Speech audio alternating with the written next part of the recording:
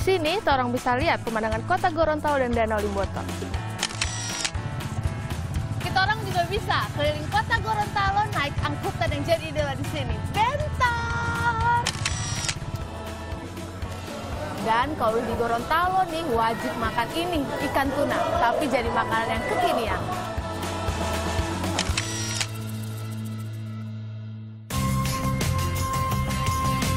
Selamat datang di Gorontalo. Jalan-jalan saya kali ini dimulai dengan mengunjungi benteng di Kelurahan Dembe. Kata orang sih, tempat ini mirip Koleseum di Roma.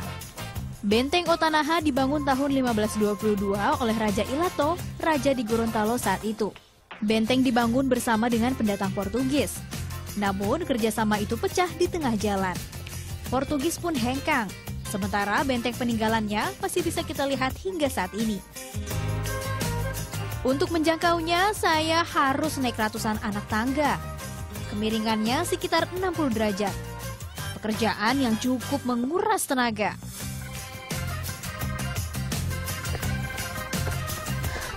...353 anak tangga.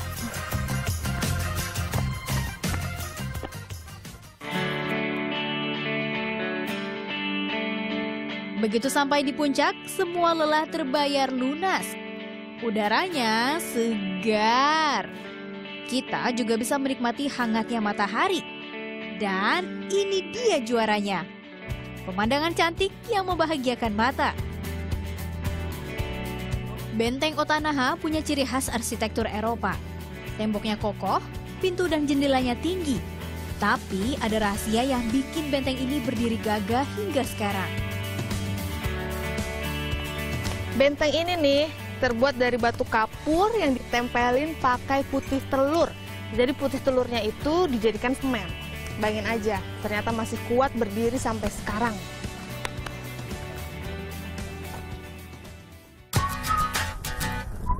Sekarang Benteng Otanaha jadi kebanggaan warga, sekaligus tujuan wisata primadona.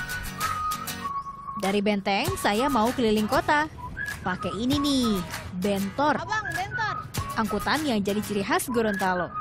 Sudah jadi pemandangan biasa melihat Bentor hilir mudik di sini.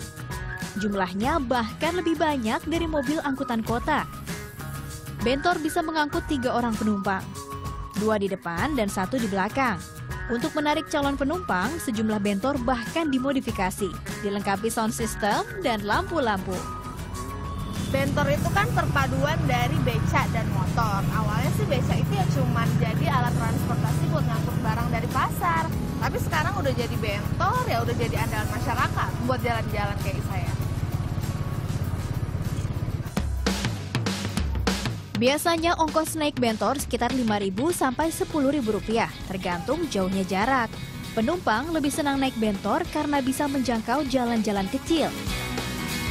Ya memang orang suka naik bentor sih, asik, nyaman.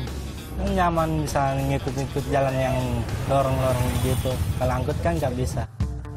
Dan sampailah saya di tujuan. Saya mau coba makanan khas Gorontalo. Letaknya yang berdampingan dengan Tuluk Tomini membuat Gorontalo menjadi salah satu penghasil ikan tuna di Indonesia. Dan tuna-tuna yang dihasilkan itu kualitas super. Beratnya bahkan mencapai 100 kg per ekor. Ikan ini kemudian dijadikan bahan makanan olahan oleh warga.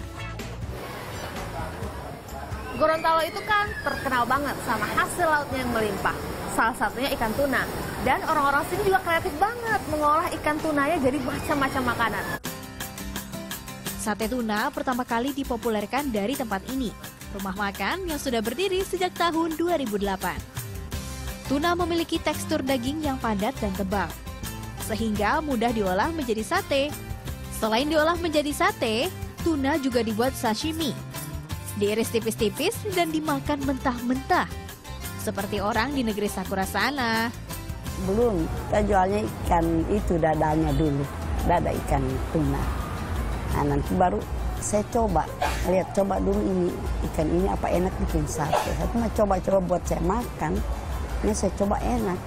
Ini ditaruh banyak yang suka. Jadi terus sampai sekarang sate tuna. Sashimi itu kan kebetulan dulu kita kerjanya dengan orang Jepang.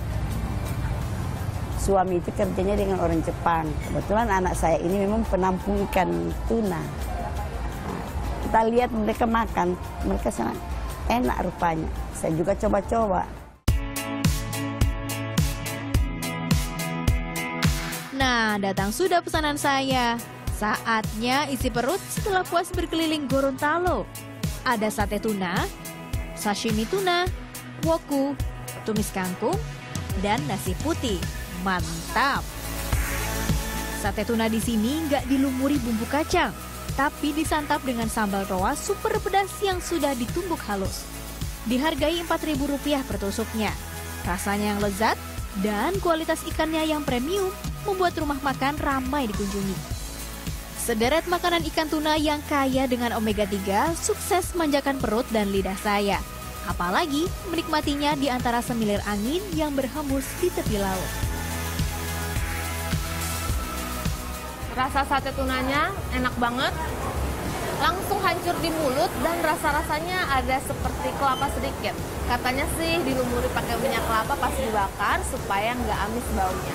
Dan juga yang nggak kalah penting, ini sashimi tunanya hancur banget di mulut, seger banget, pokoknya enak deh. Pantes aja banyak orang yang datang ke sini ya. Dari Aurora, Luther Hutagaul, Hanif Abdul melaporkan.